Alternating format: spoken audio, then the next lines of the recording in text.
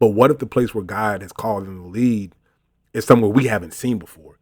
And so we can't supervise that because I don't know how to train you to lead in this regard because I've never seen this before. Okay. That's a little hint, a little preview.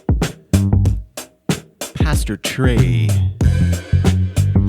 Pastor Ferguson, Trey Ferguson in the house.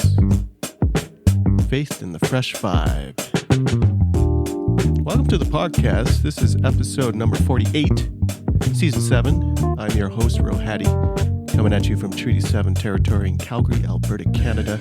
We fly clear across North America to hit almost the opposite side in Florida. Made fun of Florida in the last episode. That's okay, it's Florida. No, it's not. I appreciate Trey's voice in this episode. We cover some ground here. It's always important to bring in voices from different traditions so that you have a chance to see how the world and faith operates in a different place and space and a different people. We learn a little bit about Trey, some context, the lands he's from, including podcasts like the new Living Treyslation. That's connected to retranslating the scriptures, so we start and end around that. Move into ideas around faith formation and dissecting contemporary discipleship. Since we're both pastors, we get nerdy around discipleship, how that might look like in Black church traditions versus white Protestant or Catholic traditions. A lot of it's similar, but a lot of it's different. Chat about promoting dialogue and questions as a way to form an idea and folks around their faith. And that's connected to reimagining church traditions and gathering. And so we share some examples, which is exciting. Then we hit up the final third around some of his work, the Three Black Men podcast, preaching, decolonizing Christianity and scripture, using different words, and all that in the bid to find wholeness. Seriously, check this one out. You're going to enjoy it. It's fun. There's a couple of laughs. We even learned what TikTok is. I've never heard of it. And that's it. Let's go.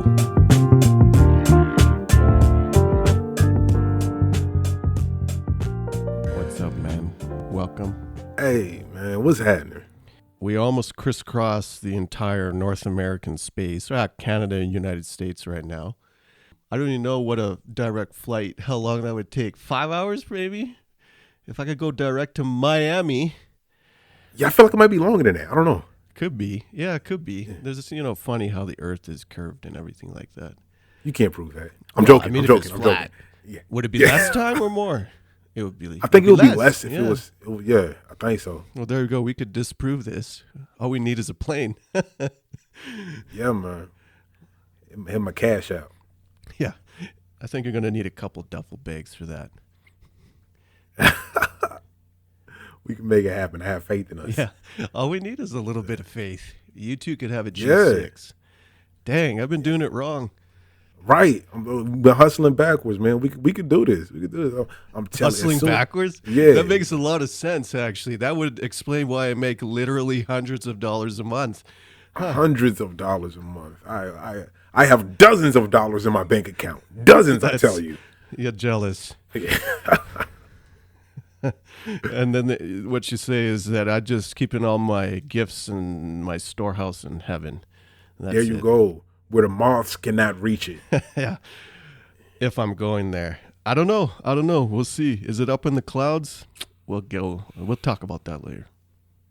Yeah, man. We'll figure it out. We start off with introductions of who you are and where you are situated, possibly the traditional lands that you are on now, and also pull us back as far as you would like to go. Trey, the floor is yours. Hey, for sure, man. I'm Trey, the host, or one of the hosts of the Three Black Men podcast. We talk about theology, culture, and the world around us. Also the host of the new Living Treyslation podcast, Bonafide Bible Talk with Pastor Trey. That's me. That's an NLT? Yes, I thought it was something like, I have an NLT. Is that you? Anyway, I digress. No, yeah, I wish. Soon. I do know somebody who got their name in that. Like my mentor's mentor is one of the editors in there, and I'm like, dog, your name is in the Bible. That's what's up. You wrote the Bible. So you wrote the Bible, dude. Yeah, they told me it was. I'm sorry, I'm about to get myself in trouble. Anyway, so I'm down here in what is currently known as Miami-Dade County, according to the internet, on what was once Muskogee land. I've been here since 2008 when I came down here to attend the University of Miami, Go Canes, and I never left. Before that, I called Richmond, Virginia home, where I did most of my growing up, though I was born in Brooklyn, New York. Best I do or die. Even though I was really technically in Clinton Hill. That don't rhyme the same. Like, there's no cool rhyme for Clinton Hill. But yeah, that's what it is, man. I'm just out here trying to keep it happening, trying not to embarrass my lovely wife, who does not deserve the strain that I put her through on a rather consistent basis, and who has blessed me with 3 mostly dope children. I say mostly because, as children are wont to do, they get on my nerves a lot, but they're also very dope people. And everybody get on my nerves except for me, so it's not their fault. Well, it sounds like it's your fault.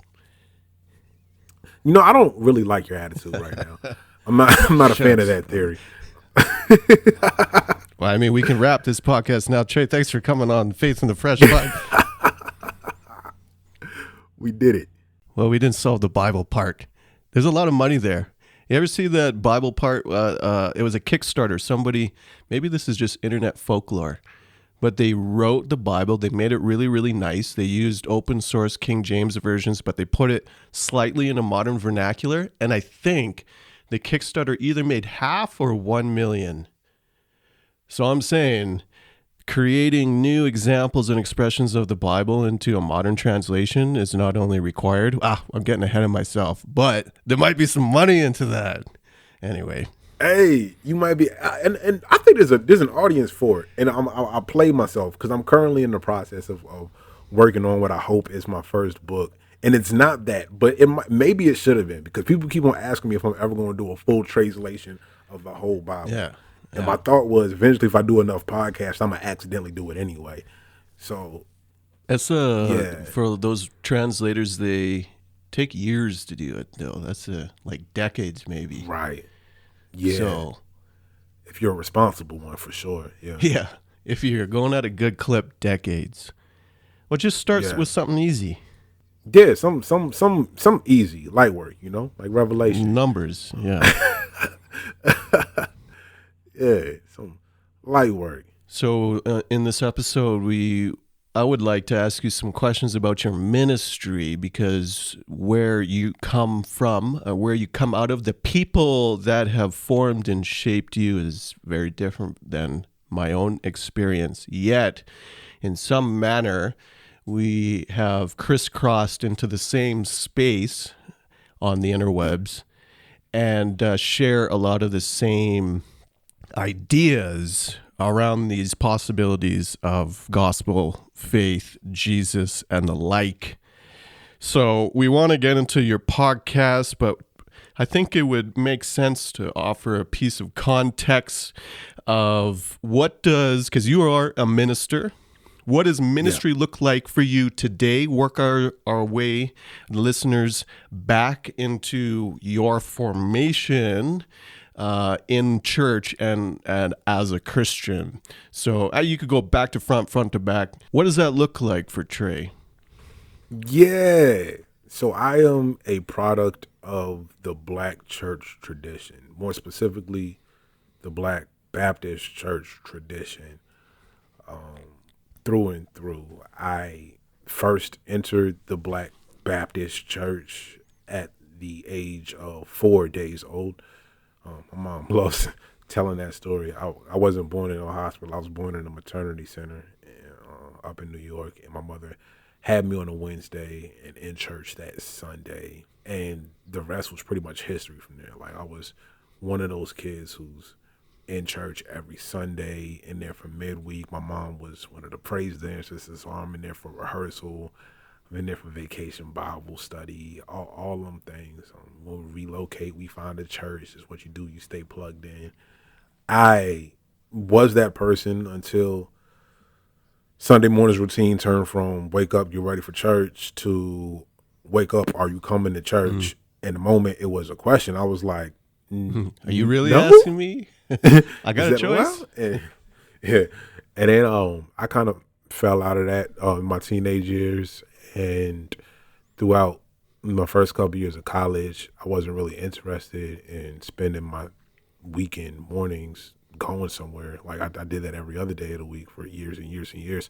So I didn't until I found myself back in church, and I didn't feel obligated to be there or anything. It was somewhere that I wanted to go. I wanted to be around those people. I wanted to hear these sermons. I wanted to hear these lessons. I wanted to reflect on these scriptures. This is something I wanted to do.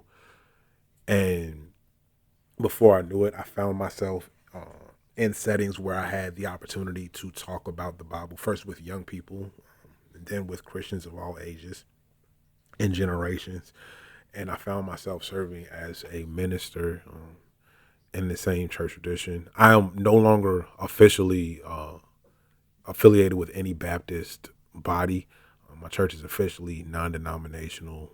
We've actually been affiliated at various points with other non-Baptist denominations, more Pentecostal denominations, but we're at this point intentionally and desirably non-denominational, in part because of the freedom we feel that gives us to pursue wherever it is that the Lord is leading us, With regards to my particular context, I am the director of Discipleship, which starts as developing programs and stuff to keep people plugged in and learning about their faith. But as we'll probably end up talking about, because of the way my mind is wired a little bit, becomes a challenge to how do we know that any of these programs are actually making disciples, and how do we go about making better disciples? And fortunately, I'm in a place where I'm allowed to ask those questions, to pursue the answers to those questions. And I'm given the grace to sometimes find out or discover that maybe this isn't the answer and we need to redirect some things. So primarily, like, minister, the word minister means to serve, and that's my job, to serve people as best I can, and growing into the people that God has created them to be. And it's not my determination to tell them who God's created them to be. Like, where do you hear God's voice in your life? Where do you hear God calling you? I want to help get you there. That's my ministry in the vocational sense, in the traditional sense. But I also view all of the other things I'm doing in terms of writing, in terms of podcasting, in terms of the tweets that I'll be shooting out. Like, all of that's ministry to me, because my hope is that the totality of my witness in all of those spaces might serve to a greater end. And like, I want the things that I say and the things that I leave people with to resonate in a way that calls them higher, further, deeper. You're not disconnecting or compartmentalizing those worlds. They're very much the connection, togetherness of them. They're whole. Yeah, man. Ministry, I'm fortunate enough that ministry can be what most people would consider a job. I mean, like, it's how I make most of my living at this point.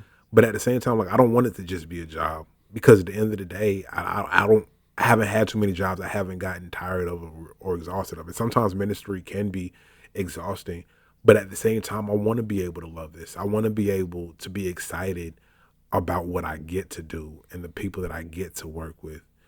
I want to be excited about that. And so part of that for me is obscuring some of those limiters that we tend to put in place. I almost said boundaries, but boundaries are a good thing. And I do need to have boundaries, because at the same time, I'm a whole person with a whole family. I need to protect all of those things. I need to honor myself. I need to honor my family. And so boundaries are important. But I try not to, as you said, compartmentalize to the point where I now have to put on different hats to do ministry in different places, I want to stick with the notion of discipleship, because if there's one thing that's always hot, especially in my context, my old context, so growing up in white evangelicalism is how I would describe it, and in the past 20 years, outside of that completely, but within a more of a non-denominational context. What was always hot and still is the notion of making disciples, and especially in the church planting world, that's always focus. Making disciples, discipleship. Sometimes that's used interchangeably with leadership and leadership development, which I think is a misnomer. That's the wrong connection. You turn people into cogs into the machine to keep the ship running. That's leadership development. Making good managers of programs, that's leadership development. But discipleship, so discipleship's always hot, yet I know of very few churches, any church really, but we can pick on, white evangelicals because they talk about it all the time and they name it, they call it out, they parade around their tapestries of Matthew 28. So discipleship in your context now, let's talk about that, what it looks like. You gave a little preview already. But also, so what it looks like, that's one part, but also what you are seeing in terms of how your ministry is informed to resonate the notion of God's unfolding plan in life and community, to make the connection there. Rather than, and this is not what you said, rather than rot tradition, old religious ways of understanding the faith, that there's perhaps a reinterpretation or a new way of connecting with a vibrant faith today. Yeah, it's honestly a little tricky, right? Particularly when you're serving in a church that is a composite of people who have grown up and appreciate more traditional settings, as well as those who are various degrees of unchurched, because everybody comes with different expectations, right? And I don't think that that's necessarily a problem to be solved so much as it is a reality to be acknowledged, that's wise, held, and walked in, right? Yeah. Because even, if you look at the Hebrew Bible's story of the exile, the Judeans returning from exile, right? Returning from the Babylonian exile, and they're constructing this temple. And then it says at one point, I believe in Nehemiah or Ezra, I'm always getting confused between the two of them because they were contemporaries, but it says that as they were laying the foundation for this new temple, that some of them were celebrating while the people who were there to remember the first temple in its glory were weeping. And that it ended up making it sound, right? And that wasn't a problem that they solved. It was just a reality that they acknowledged. And so that's one of those things that we have to acknowledge, that first and foremost, I grew up in a black church tradition, but that does not mean that I was isolated from the totality and the momentum and the tentacles of white evangelicalism. Because often in America, what it means to be American and to become American often means to be white. And so many of us, without having done it intentionally even necessarily, what it meant to be faithful, what it meant to do the right thing was to imitate what you saw the big boys doing, right? And so when you look at discipleship in that regard, like, I'm not foreign to what you're referring to as like, discipleship is the hot button word, particularly when it comes to church planners. Yeah, I know exactly what you mean. And at the end of the day, when you're looking at an institutional church, that's what will drive a lot of things. If I can get people excited about belonging to these groups and what happens next in my development and growing into the next step, whatever that looks like, that's a great strategy for church growth.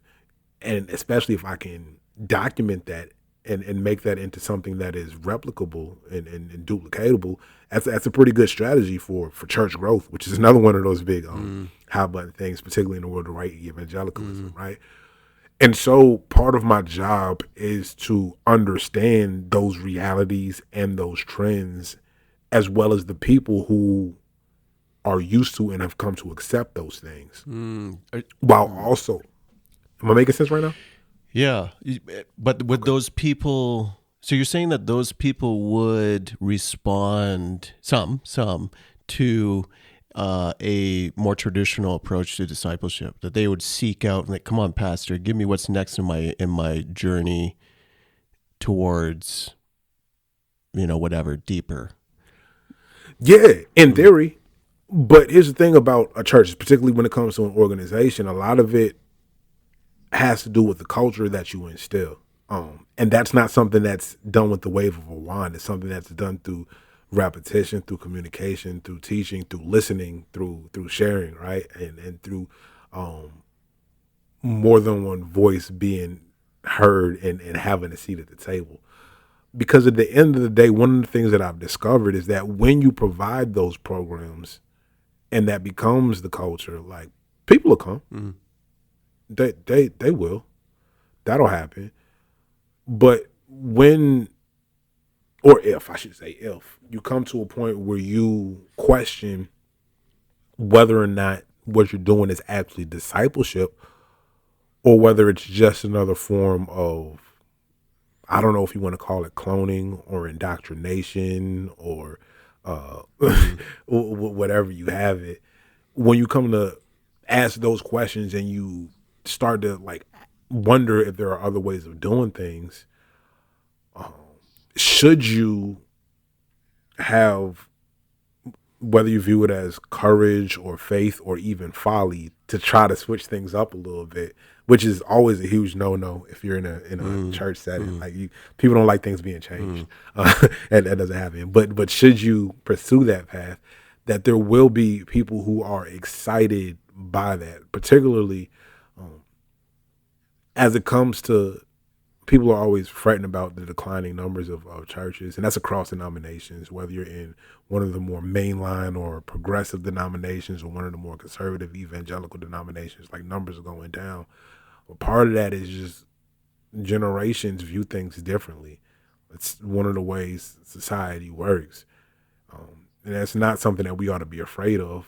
I'm of the school of thought that's one of the reasons that Jesus says that, don't think that I've come to bring peace. I came not to bring peace, but a sword, to turn a son against his father, a daughter against mother-in-law. And all of those are generational divides that are being pointed out. Jesus says, no, I've come because this younger generation is going to have another way of viewing these things, right? And so if we are true to that call and acknowledge the shifts that happen among us, and I don't want to make it a world versus church thing or us versus them thing so much as a generational thing, because it happens regardless of where you are. Like, people are interacting, right? When you begin to question, okay, where are these people, right? Where how have these generations moved along whatever axes they have? Like, where are they? How do I need to move in order to connect with these people? And then what does growth look like from where and to where? Like, though these are all questions that we ask in discipleship, because it's important to note that Jesus' only mode of teaching, like, it wasn't just a Sermon on the Mount where he stood somewhere and lectured a bunch of people.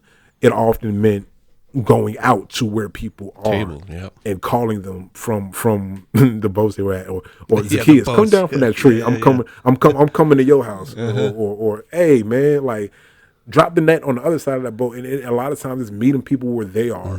Okay, what does growth look like from here and to where? And even to Jesus' last moments with the 12, he says, hey Peter, do you let me feed my lambs, feed my sheep, feed my lambs, and all this stuff? And then, hey, what about him? And he says, what's that to you? If I want him to stay alive until I get back, then that's on me. Because growth and discipleship does not look the same for everybody. While the ultimate destination with regard to the kingdom and this reality that we're trying to pursue and construct here may be the same, that path is not going to look the same. And that's something that we have to acknowledge when we talk about what it means to be a disciple and discipleship. It's something that we often obscure when we take these rigid programmatic approaches. And it's funny because even like we start invoking phrases which are right etymologically. I just trip myself up right there. The etymology is right in these phrases, right? When we say things like doing life together, which is ultimately what discipleship is about. But then sometimes that just evolves. So we're going to take this lesson plan and do it at a bowling alley instead, you know? That's, I rolled my eyes. How is your church doing these things? Because if I'm honest, because I've been lying this whole time, but now I'm going to be honest. What a dumb phrase. Because how you described the approach, programmatically at least, of your church and its approach to discipleship sounds no different than many churches who are at least alert to the possibilities and importance of discipleship. However, how you describe the approach of Jesus and also the openness of people, essentially, but the openness of how discipleship should be approached because of the numerous ways people connect with God, that's different than program and doing things, albeit content is going to be different, but doing things in I'll use this word, strategic way at a church level, right? So how is your church pragmatically then expressing, on one hand, a normal conventional way or approach of discipleship, go take your lessons to the bowling alley, versus the different ways? Or did I not capture the approach accurately? Yeah, I think that's fair, but I do need to be very careful saying just based on the order of the way that things are released. Certain things I can't say too much about just because of where my church is personally. Like, we, because of the pandemic and the way things shook out, ended up as a church without a physical home for a little bit and being fully virtual. And we're actually at the point where finally, you're right. Yeah, that's okay.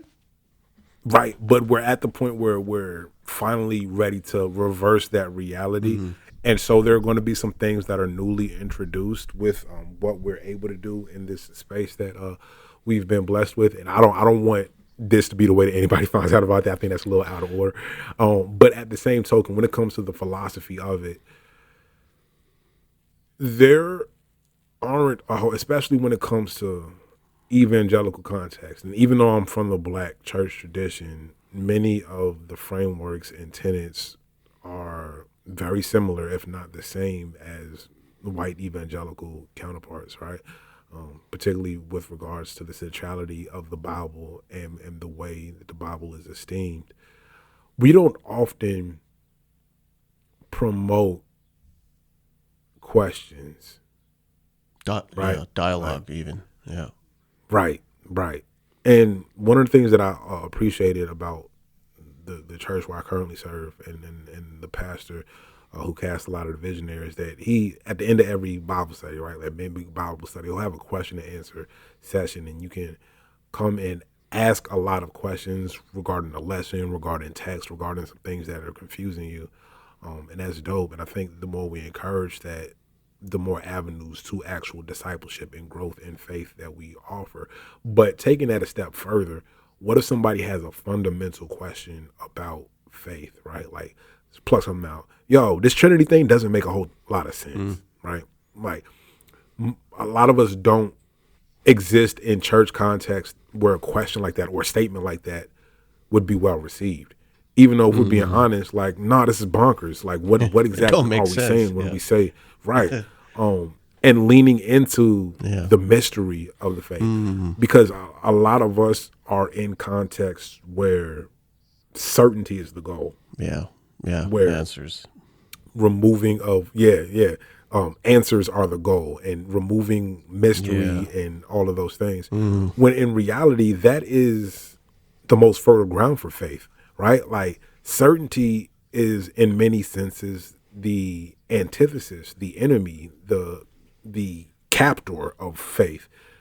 Uncertainty, when we lean into that's when our faith has a chance to thrive. Right? So if we were to look at discipleship not as a matter of programming answers and catechizing you into certain traditions, but where are your questions? Where are your doubts? Where are all of those? Where do those things exist? Because that's when God shows up and carries you over, where you can't walk for lack of sight, because this isn't making sense to me, right? That's when I become a disciple. That's when I actually have to follow God. Shucks. Yes. Right? Like, I'm not going to follow God where my certainty is. I don't need to. I know what that looks like. I don't need that in leadership, right? So then that becomes, and I'm being a little vague here on purpose, because if we go to this canvas of, okay, what does it look like when we find out where people's uncertainties, where people's doubts, where people's questions are, what does it look like if we dwell in that place for a little bit and then let God lead through that place, not out of or around it, but through that place. And that canvas is when we can start to decipher what discipleship actually looks like. Because one thing, like, disciples, even after Jesus' death, burial, and resurrection, they weren't certain about a whole lot. They came to be certain that, okay, yeah, Jesus did get out the grave, but where did he go to? What are we supposed to do with this? Do we need to make all of these people Jewish like Jesus was? Yeah, we do. No, we don't. Like, there's They're making it up. Yeah. Right. So getting back to that place of uncertainty and then allowing grace to make up for the times where we might not have all of the answers, but also faith is when we trust that God has us regardless of which way we go in this regard, you know? Yeah, tracking me, and it kind of came full circle there, because now I'm now I'm reading your mail. The notion of cultivating both the possibilities of uncertainty and dialogue within community, but having that community in order and the trust within it to then listen to where God will take and let other voices, not merely the leaders or pastors, step up to announce where the next step might be. I think that's a crucial space, especially in, I don't say the reimagination of the church in a modern age, but that's actually a reclamation of practices. And you are now doing that within the context of a wider church, larger church body. I'm trying to, yeah. No, but and which I would say I'm trying to do the same things at a much smaller scale. Because as you were describing, and I was trying to make connection points, and you had started off the hops talking about not compartmentalizing the pieces of your ministry, right? And then you have the church stuff here on discipleship. Yet what you didn't loop in at that point, even though it's not disconnected, is all the work that you're doing on Three Black Men, on Treyslation, on what was the other thing? On the book that you're writing, on the tweets, right? That those pieces are in fact expressions of discipleship, and I process that through, okay, the people who may not necessarily fit within the local church context also have this avenue that also counts through these other mediums and factors in different ways, and the connection points are in different ways. And those two are almost juxtaposed, but in fact, as you said, they are not dissociated. They are in fact connected and part of the whole. Although, would you say that people will land differently? Like, there are different people that land in those spaces? Yeah, for sure. One of the things that I'm blessed to have is permission, right? And I don't mean that in like a paternalistic sense, but a lot of times people in vocational ministry feel restricted by whatever structures they're in. And I'm fortunate enough to have a lead pastor and leadership who understands, nobody understands me in fullness, but they come close, and they're dedicated to trying. They understand how I'm wired in certain senses. So when it comes to like the stuff I do with Three Black Men and Treyslation, like my pastor and the leaders of the church, they say like, no, this is actually a resource for us. Yeah. Like you have been constructed in a way that you can reach people in this fashion, you know? And when we start doing that, as opposed to, because there are certain places, if I were to be in certain settings and launched a venture like that, it could be viewed as threatening. Like, yo, who do you think you are? What are you doing? Like, this is not a job, you know? The ability and the permission to do things like that, to bring the fullness of yourself to your ministry, is not something that we grant everybody. And I think it's much to our shame and chagrin, right? Because one of the things I appreciate about what you're doing, right, with Decipher, is that you're not that invested on making it seem like what people are used to. Because y'all don't even do the every Sunday thing, right? No, and although now online we go every other week, but it's all online. Okay. And we never Right. did Sunday before when the actual cipher, folks who know what the cipher is, I don't need to explain it, but when we actually did that, which was a number of years ago now, and I don't know if we'll ever go back to it, we never had a Sunday, where we never met Sunday. We never sang, never did any of that. For a couple of years, it was a cipher. And then after that, it was always different things: movement, dance, writing, poetry, spoken word, chalk, image, and worship expressions that I'd never done before. But I have never had such an insightful or in-depth experience in worship as I did through these brand new expressions that we tried out. And many of them were one-offs. So, yeah. Yeah, but at the same token, you are not afraid to do those things. Or I mean, you might have been scared. No, Crapless. no. Okay. There was totally, and that was the joy, is that I did not lead maybe more than half of them. Someone came with an idea from the community, be like, I have this idea. Can we? And then we work together and they take it. Wild, eh? Man. Yeah, that's gorgeous. It was. So, and you sound like literally you're I can sense your spirit getting a little lighter as you discuss and remember, yes, and reassemble all of these memories, because something different happens when we allow people to be who God created them to be, to do what God created them to do. And a lot of times in our quote unquote discipleship programs, we end up training that out of people.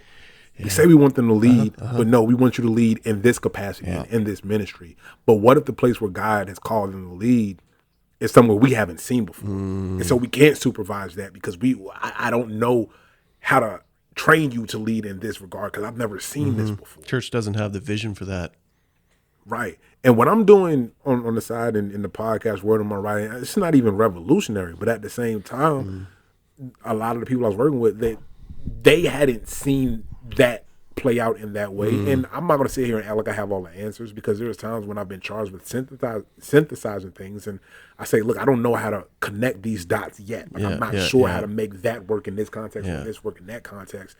But and that's why personally I try to break down some of those contexts. I mean, some of those dividers, because why do they need to be viewed as different contexts? Why can't I be viewed as somebody who can preach and podcast, or preach and, like, you know what I'm saying? And when we understand that God in the fullness of wisdom has revealed the fullness of God and the fullness of divinity in so many different ways, that just as God is revealed in nature around us, as the Bible itself attests to, just as God is revealed in part through scripture, just as God is revealed through prophecy, through words of encouragement, through all of those things, that there are all of these different ways. And if I'm discipling you out of my limited knowledge, out of my limited gifting, then I'm only discipling you into a fraction of the fullness of what God is. Yes. Yes. Well, I appreciate your words, because it just brought back memories. You were right. It looks like the air got a little lighter of when people, and they're not even looped in, they weren't even looped in fully into the community yet, had the space to use expressions and to bring an idea. And I can think of, I want to share two of them. One of them was, and again, these are ideas that we wrapped, we tweaked, we just nuanced slightly into some type of expression that would draw into a spiritual connection. One was image-bearing beauty. And the exercise was, we had everyone come into the room. There was a long table with a lot of different blank pieces of paper, and everyone got a piece of charcoal. And the exercises included, draw the person in front of you. You got 30 seconds. Go. Draw what you see. Pass along the picture to the next person. Now add something beautiful, and so forth. Different ways of drawing and illustrating with the purpose of revealing the inherent beauty in each other.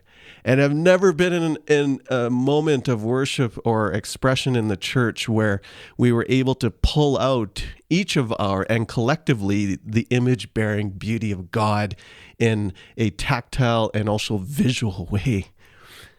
The other piece was wait, pause real quick before you don't lose that point. But that is so gorgeous the way, like, okay, Jesus teaches in ways that make you feel things, right? Like Jesus, he'll paint a picture or tell a story in a way that connects things with you. And one of my prayers every day is, God, let me see people the way that you see them. And y'all embody that in that moment. Like, and then that's like so dope to me. Like, that's discipleship. That part I never made the connection. Right. So, sorry, that's discipleship. Like that, yes. That was a deeply formative moment in community that would never, ever happen in any conventional Sunday morning service, ever. Not even in the most innovative of Sunday mornings when y'all have a skit. Like, never. So the other one I'm thinking, again, it wasn't my idea, not remotely. This one was an exercise in empathy. And it was seeing, I see you, to affirm one another and to see the person. And it was empathy through movement. And can you imagine, like, a lot of people, they are very apprehensive when it comes to moving or dance. This one was moving, but not only that, in close proximity to one another, and to pause and look into someone's eyes, to intentionally lock gaze. So not only do some people think, dance is from the devil, but we were operating with movement. Move as freely and whatever random way you want, which is hard for people. Like, you never do that unless it's in the shower by yourself. And then pause in these moments to linger and just without words, look into someone and affirm someone through a gaze. Oh man, like we had to process after that because of the depth of seeing someone as a practice that even in the church, we have no clue, no experience, no exercise, nothing to even tether you into that depth of worship around empathy. Anyways, those are two. Yo, I hear you. And that's dope because, like, you say empathy, but one of the things that kept coming up, like, in my mind, in my spirit, as you told that story, was something of intimacy, right? Yes. And just the very notion of staring into each other's eyes and everything. It's discomforting for a lot of us because a lot of times we come in and we do discipleship together and we do life together, but we're not really intimate.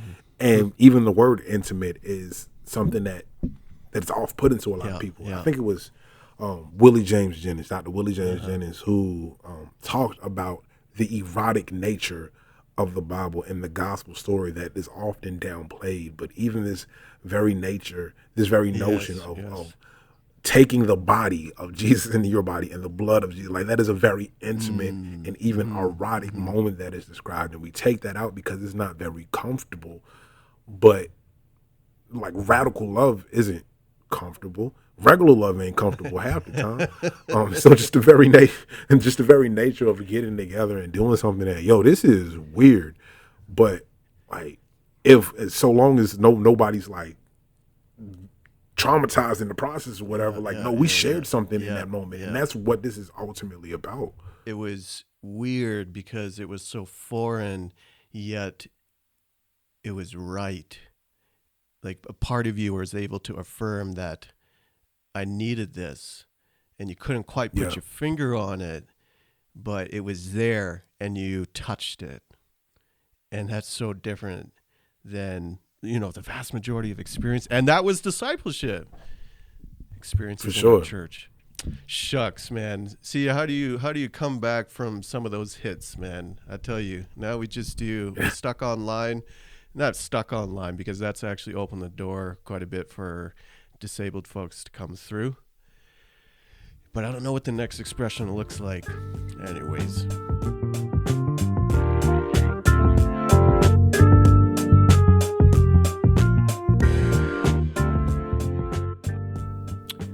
Let's switch gears to the other things.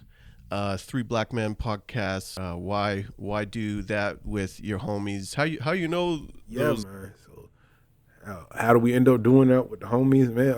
How do we know each other? We met on there's this website called twitter.com. Hold up, let me write that one down.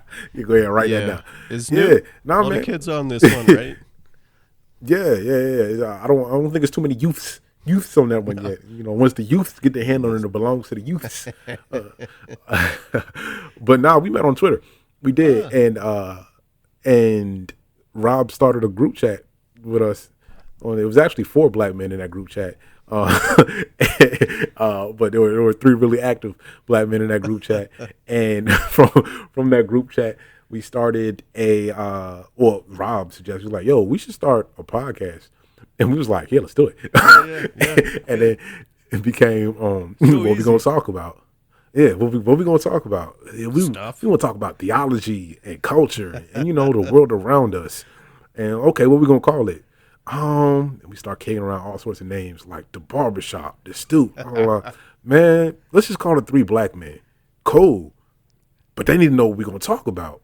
Okay, 3 black men, theology, culture, and the world around us. And that's how it went down. So simple. I love it when a good idea comes together. Just like that. Any day, man. The check's in the mail, right? The money's coming. Who's going to sign? Who's the big Spotify? That's next. That's who spends the money. Hey, man, you never know. You ever heard of Spotify.com before? You joke about it, but there have been opportunities for us to branch out a little bit. And truth be told, we say no far more often than we say yes, for the simple fact that we enjoy a certain level of autonomy, both creatively and like otherwisely. But we have a really dope Patreon community that supports us and enables to do some different things. There's hopefully, the Lord willing, the Creek Don't Rise. We'll be doing some other dope things in the coming months and years. But even then, like you see, each of us has launched an individual solo hosted podcast under the 3 Black Men imprint since then, and that's all been really dope. It's really encouraged me in some things that I suspected were in me, but I didn't feel like I had the permission or avenues to do. So like, I'm not just a minister now. I'm, I guess what they're calling in the streets a creator, in the sense that we do all that stuff. So, podcast started a year ago. We are on the 3rd season, so it started at least 2 years ago, I would think. It's around pandemic start. Yeah, it definitely started at like pandemic times, for sure, pandemic times. So yeah, I think we would have got this thing popping towards the latter half of 2020. I'm imagining. Shucks, man! And look how the momentum's growing. I'll put all the links in the show notes. Yeah, man, we got over 20,000 listens in dang. A few short. Yeah. We done launched our own, and I love so. Sam just launched his podcast. We're going to talk about it, and I get excited every time he talks about that podcast and where his vision is for it. I know Rob has Black Coffee and Theology, which is a real dope. Like his guest lineup is amazing. Like the people he's able to have conversations with.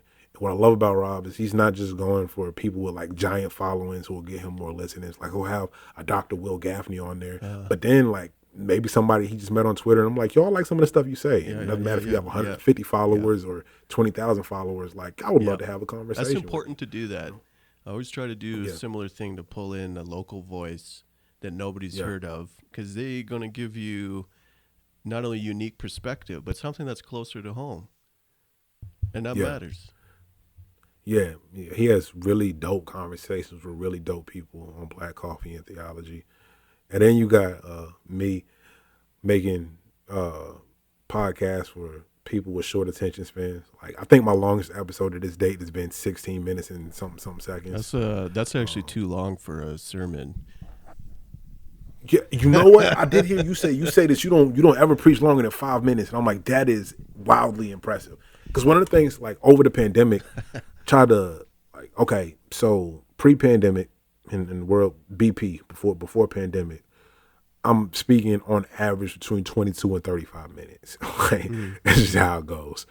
But also, like, so my undergraduate degree is in communication. Like, I've studied a lot about, particularly electronic media. That's what my undergraduate degree is in. I'm like, yo, nobody is sitting there for that long. Even when it comes to a 30-minute TV show. It's 22. More often than not, except for premium channel. Yeah, you're looking at 22 minutes plus 8 minutes of advertising thrown in there.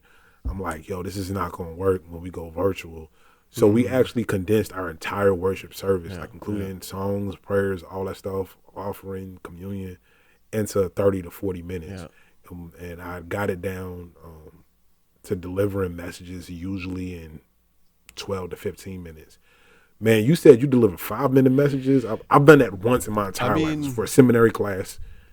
And I don't do it right now online. It's probably 10.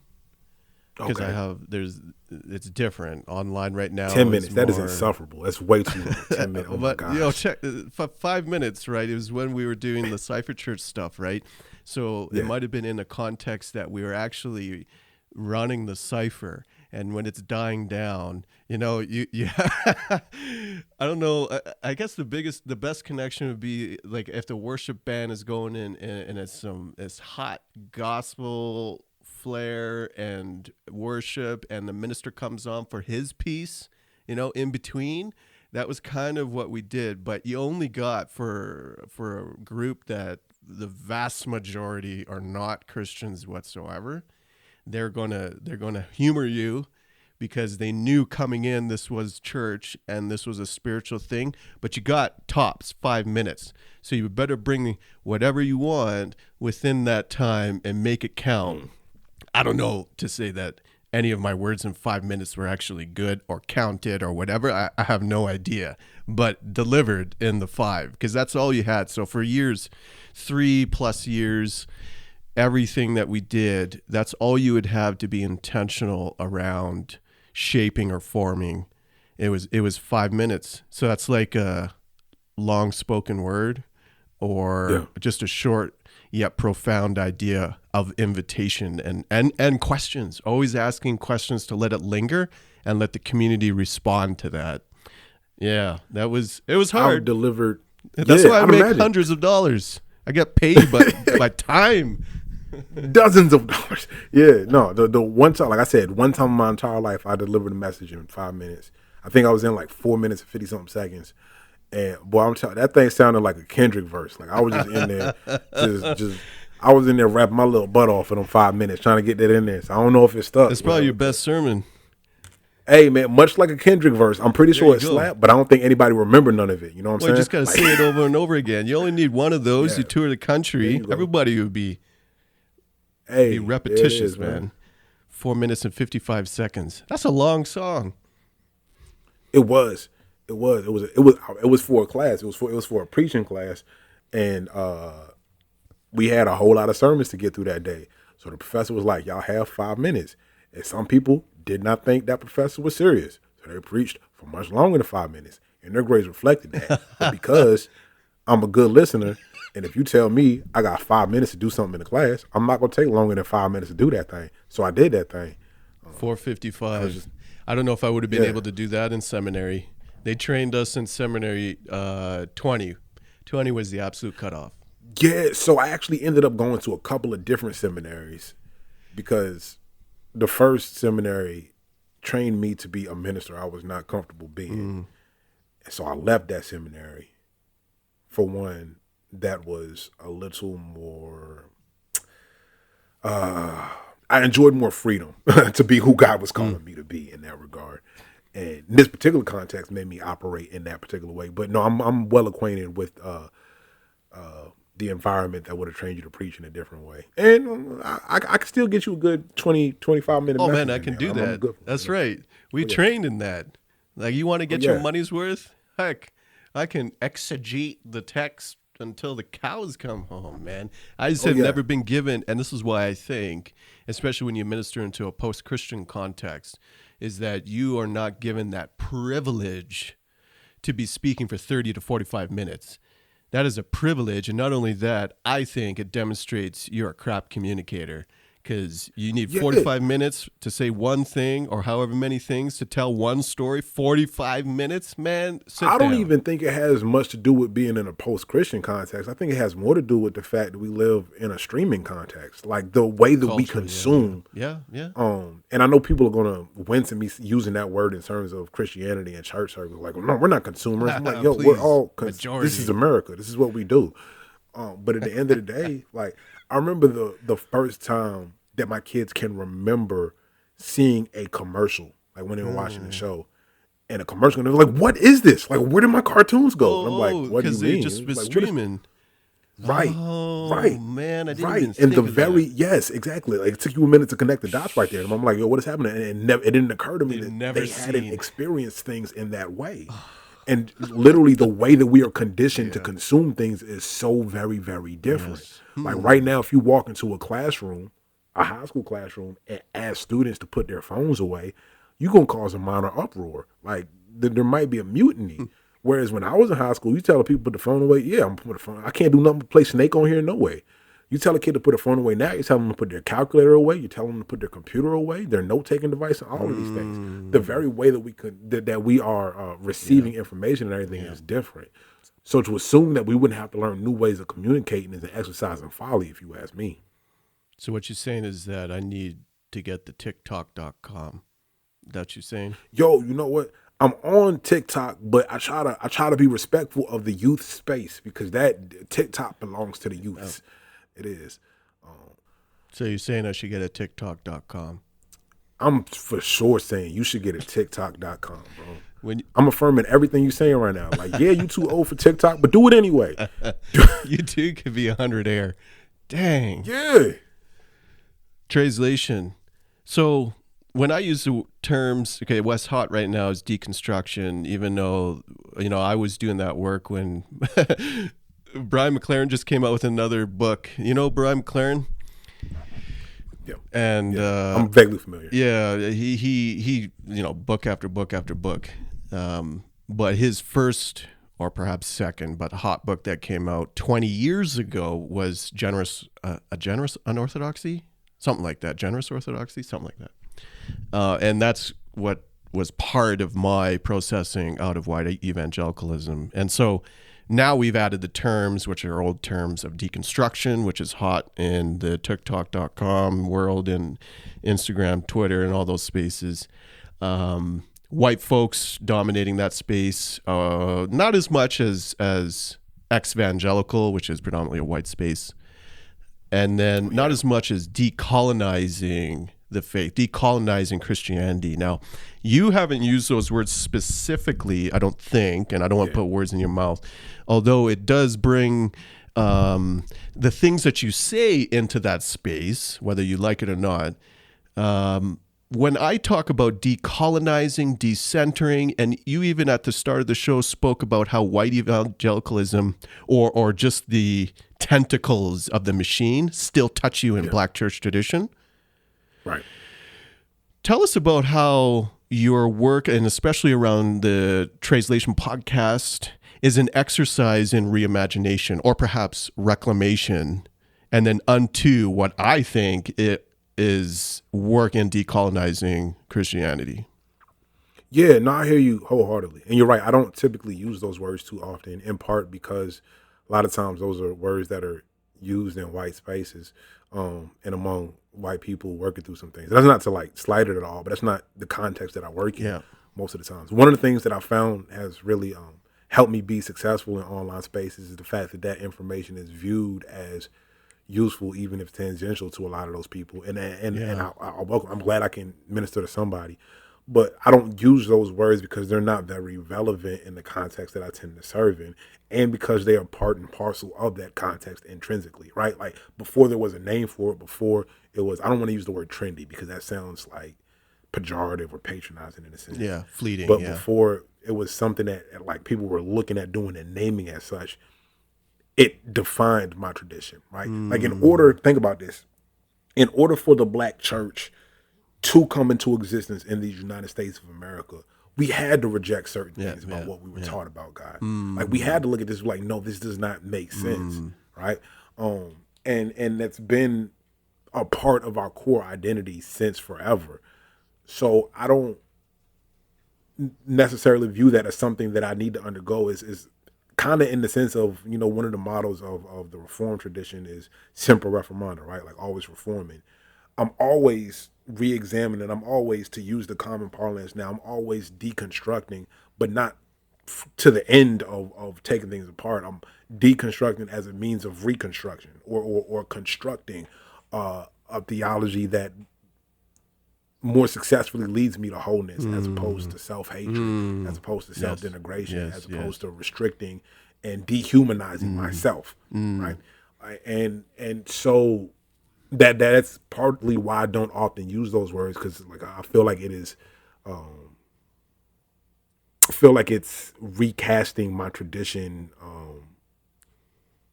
to make it seem like something that just happened, even though it's what's always been happening, right? But when it comes to translation, part of what I'm doing there, right? In every intro, I'm like, God speaks my language too, and I'm sure enough about to act like it, is that most of us in the United States read our Bibles in English. Mm-hmm. And we do that because it is easier for most of us to understand English than it is for us to understand Hebrew, Aramaic, or Koine Greek, right? Like, unless you have studied those languages, we do that. But here's the thing. Though we may all speak the same language, we're not all speaking the same dialect. We don't use the same vernacular, and that's something that is consistently changing, something that is consistently evolving. And it is something that we acknowledge because there's a new English translation of the Bible coming out every couple of years, right? But just as most of us are not using the King James version of the Bible in our everyday like recitation or whatever, you know, a lot of people are. But people who moved on to other things, you know, you got the new international version, the New Living Translation, the NASV, all these, NRSV, all these different translations of the Bible. My whole thing was, okay, for me to serve, especially when I started out in youth ministry, it's not the exclusive context that I serve in anymore, but for me to connect with these people, I have to retranslate these stories because that's not how any of them talk. It's not. It's just not how people talk and communicate.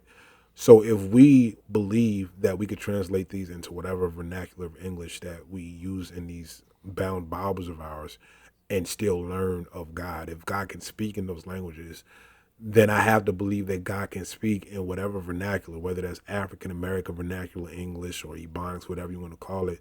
And even that varies from region to region, right? So what I started, it's funny, I would take a Bible story and just like tweet it out in my vernacular, like my regular language, because I stopped code switching online a long time ago for the most part. But I would do that, and somebody was like, yo, that's like a New Living Treyslation. And it just stuck with me. Why not? And so when Rob came with the idea of like, yo, we should start individual podcasts, I was like, I got an idea. I'm going to just go with the translation thing. And it's funny because the first couple of episodes were actually just me recording those Twitter threads that I had done and added some commentary to them. But that's a good idea. My whole thing is, okay, how do we make this Bible, regarded by many as the word of God, how do we make this word of God connect with different people, right? And that's going back to in Acts chapter 2, when the Holy Spirit came and dwelled among the people. The very first thing they did, the very first way that was made manifest, was that they communicated this gospel story, this story of Jesus in the languages, the many languages of all of the people who were gathered. And I said, wow, if the Holy Spirit empowered them to do that, then surely the Holy Spirit can empower us to do the same today. The Holy Spirit can empower us to speak in new languages and to speak the same truth in that regard. And what some people have actually started recognizing, I don't anticipate that it'll be readily apparent to some people, is that like when I'm doing translations, I'm not just being funny or nothing. There's actual work that goes in there. Like I actually do go into original languages and I'm like, okay, am I being faithful to this text? Even if I choose a more unconventional way of putting it in English or whatever, like, no, I'm actually staying true to the text. So I want people to be able to trust that, no, you're actually getting the truth of this word, but it's going to be in a language that like the way that you would speak to your friends. And I hope it doesn't come across as irreverent to people. I'm trying to be reverent. And that's like, I want you to get this truth in a way that sits with you so that you don't have to bring out the thesaurus just to read it in English, you know? Yeah. I think that's powerful and it's necessary. I think it was not that we need white dad's permission, but N.T. Wright, who noted years ago of how every generation should be retranslating the scriptures anyways into their modern vernacular to capture, like when was the last one? Other than there's like the NIVs are being updated all the time, but What is the message? The message was the last one. It's more of a 70s, 80s sort of vernacular within, by Eugene Peterson. There are other ones that, why should all the white guys get to do this work, right? Right. I'm saying that Right. you're going to keep rolling with this podcast and you're going to make a Bible. You're going to make a Bible. Hey, man, I receive it. I would love to one day. Like, I would really enjoy that. Enjoy's the right word, because I like to roll through with what limited original language I have. And when you capture nuance of the text outside of white Eurocentered thinking, it's liberating. Like, that's the other piece. The funniest thing about it to me is that I think that you can really only capture or even approach capturing the fullness of that text outside of that language you just described. Like outside, like just the whole reality of justice and righteousness being two sides of the same coin. And that reality, like that is a Hebrew reality and a Greek. Matter of fact, in Greek, they're often the same word. And in our translations, they're translated differently depending on the context. But in the Hebrew, it's two different words. Yeah. Right. But because of the fact that somewhere along the line, Christianity became an imperial exercise, a lot of the ways that we translate that into English kind of blind us to a lot of the realities, and yes, sometimes even political realities that are contained in the text. So only when we divorce ourselves of the need to seem proper, right? Because who's determining what proper is? That's why, like I said, I stopped code switching online. Like I'm gonna talk how I talk, because like you don't get to be the proof, and it's readily apparent to most people who interact with me that I'm not exactly a dummy, even if I do talk like how I talk. So only in divorcing myself of the need to meet this standard of appropriateness or approval can I actually get to the real talk of it all. You know, what's the most biased version of the Bible? The most biased. This is lightning round now. In English. In English, it's probably a tie between the King James version and the English Standard version. Yes, I was gonna say the same thing. Yep, trash. Oh, can I say that? I mean, I get what you're saying. I wouldn't call it trash, because at the end of the day, like I won't say I'm bias free when I'm doing my translating. What annoys me is the fact that it then became the standards, and I'm like, oh, King James only. Like, boy, shut up. That's stupid. I don't like that. Like I don't like the idea that is something that we would need to affirm. I can appreciate the beauty of the King James version without saying like this is the only. If it's good enough for Jesus and Paul, it's good enough for man going somewhere. You know? I don't know. I just don't trust the King of England, so.